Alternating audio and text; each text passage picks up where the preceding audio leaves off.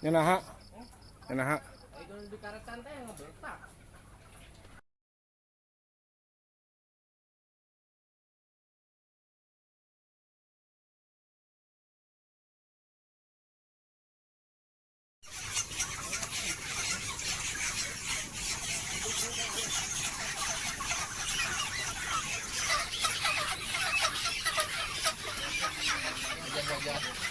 Pribumi.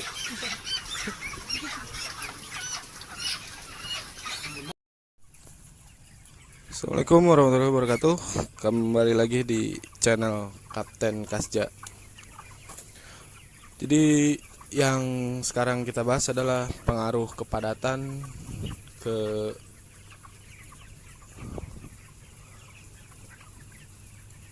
feed intake, yang nanti dari feed intake itu ke pertumbuhan daging tentunya. Terus dengan dengan jadi dari kepadatan dengan potensi penyakit yang bakal timbul. Oke, ini bentar, kita diam dulu sebentar dan mudah-mudahan terdengar.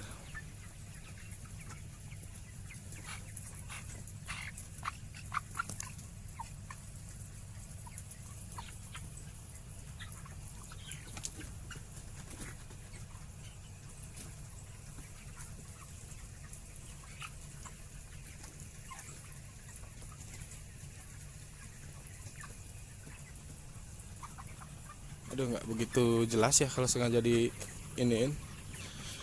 Jadi oke, kita bahas masalah kepadatan dulu ya. Sebagai contoh, di sini populasi awal itu diisi 4.000 ekor, terus di usia sekitar 25 hari itu penjarangan, dipanen sekitar 900 ekor. Penjarangan itu wajib nggak wajib dan boleh nggak boleh, jadi hitungannya harus benar-benar matang, karena usia saat penjarangan itu kan biasanya usia muda, usia yang memang bobotnya masih rendah dan belum terlalu menguntungkan untuk kita sebagai peternak gitu. Tapi itu terpaksa dilakukan mengingat kondisi di dalam kandang dan tadi tuh penyakit yang mungkin timbul karena kepadatan. Si ayam ini ternyata gitu dalam kondisi yang padat dan fasilitas kandang yang kurang memadai, rentan penyakit nyekreknya. Sebenarnya tadi saya mau mencoba memperdengarkan nyekreknya itu, cuma kalau sengaja sulit ya. Tapi kalau kita pegang ayamnya terus dirasakan, ada sih nyekrek. Dan itu juga yang harus jadi perhatian teman-teman. Ini nyekrek di kandang ayam broiler itu nggak serta-merta kita harus segera ambil tindakan pengobatan. Ini sebagai info aja. Kondisi nyekrek diawali dari usia 10 hari. Dan dari situ yang analisa saya gitu, yaitu ke masalah sirkulasi udara aja, dan ternyata memang benar, syukur alhamdulillah, tanpa harus tindakan obat, tidak begitu parah. Dan ini kalau yang setelah usia segini ini nyekrek biasanya karena sedikit head stress, pengaruh bobot yang sudah besar dan pengaruh panas tadi siang hari, sebatas itu. Kenapa nggak buru-buru ambil tindakan obat? Karena kan kita ternak ayam kayak gini nih bener-bener intensif gitu. Setiap hari pakan yang kita kasih dan penambahan bobot yang terjadi itu bener-bener dihitung secara cermat supaya apa? FCR yang didapat bagus, sehingga ya tujuannya balik lagi keuntungan dari ternak itu sendiri. Karena kalau misalkan langsung buru-buru di obat, ada efek yang kurang bagus jika terlalu cepat mengambil tindakan pengobatan, Yaitu biasanya kalau misalkan di obat itu kayak ada semacam stuck penambahan bobotnya. Salah satunya itu karena biasanya karena efek pengaruh obat, dan umumnya obat itu mengandung penahan rasa sakit, feed intake turun. Itu sih ke situ pertimbangannya. Terus yang kedua, masalah kepadatan ini pengaruhnya ke bobot. Nah, ini kemarin sebelum dipanen itu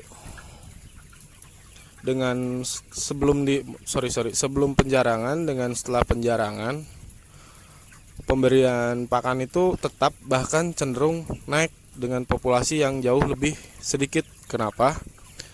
Karena ketika ini lumayan dijarangkan gitu, mereka punya space lebih untuk menikmati udara yang tidak terlalu berebut, sehingga efeknya juga mereka lebih nyaman dan lebih leluasa. Nah, ke situ gitu larinya. Makanya, tapi itu juga bukan jaminan dan kondisinya bisa beda-beda di setiap kandang. Cuma yang terjadi di sini setelah penjarangan, ya alhamdulillah kita dapat feed intake yang jauh lebih bagus dan penambahan bobot yang jauh lebih drastis dibanding dengan sebelum penjarangan. Oke, ini contoh-contoh hasilnya. Nanti teman-teman bisa perhatikan sendiri temboloknya dan bagaimana postur mereka.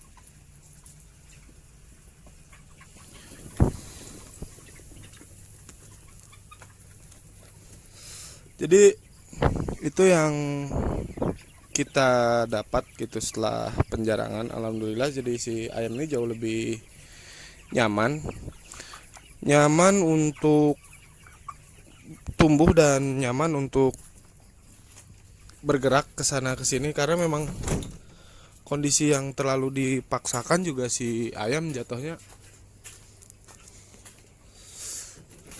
kalau terlalu berdesakan jatuhnya si ayam juga enggan untuk bergerak ke sana ke sini. Ini yang di lantai atas. Sama ini alhamdulillah naik drastis juga feed intake sama penambahan bobotnya. Jadi kalau misalkan habis penjarangan tuh mesti hati-hati juga. Ketika feed intake naik, belum tentu bobot, tapi sih kemungkinan kecil. Kalau feed intake-nya bagus, insya Allah bobotnya juga drastis naik. Cuma ya itu mesti agak direm juga, teman-teman mesti hati-hati juga dalam penambahan pakan, karena takutnya FCR-nya malah bengkak, yang akhirnya harusnya kita untung malah jadi berabe terlalu boros pakan.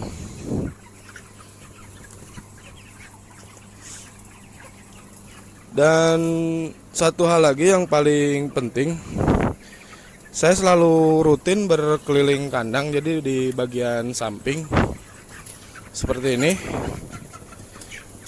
di waktu sore, malam, tengah malam sampai pagi subuh.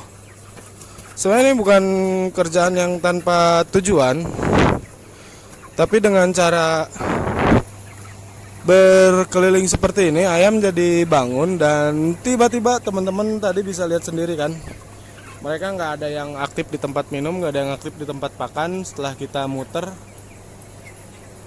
nah langsung bangun lagi. Itu sih biasanya 3-4 kali muterin kandang kalau malam. Ya itu tujuannya supaya aktif lagi, makan lagi, minum lagi. Karena Pertumbuhan daging itu optimalnya di malam hari. Kenapa optimal di malam hari? Karena penyerapan protein itu kan menghasilkan panas yang lumayan di tubuh mereka, sehingga jika penyerapan protein dan makannya ini dioptimalkan saat malam hari, otomatis penambahan bobotnya juga jauh lebih baik. Nah, siang hari diusahakan jangan terlalu banyak pakan dan jangan terlalu banyak makan, karena pakan yang masuk juga kebanyakan dipakai untuk energi metabolisme, biasanya untuk menahan head stress karena panas itu sendiri. Yaitu efeknya kalau misalkan siang ya digenjot pakannya. Jadi yang bagus untuk genjot makan si ayam itu kondisi malam dan pagi subuh. Jadi siang mereka take a rest. Biasanya ini kalau siang kita matiin lampunya, dan secara otomatis kalau lampu mati mereka udah kayak dapet semacam kode untuk beristirahat. Dan ini teman-teman perhatiin, ini warna putih, yang ini warna kuning. Itu bukan tanpa tujuan. Yang kuning itu untuk merangsang mereka makan, yang putih itu untuk merangsang mereka supaya tetap beraktivitas. Jadi kita selang-seling kuning putih, itu ada tujuannya. Oke, jadi segitu dulu ya manfaat dari penjarangan itu, dan semoga bisa nambah wawasan kita semua. Assalamualaikum warahmatullahi wabarakatuh.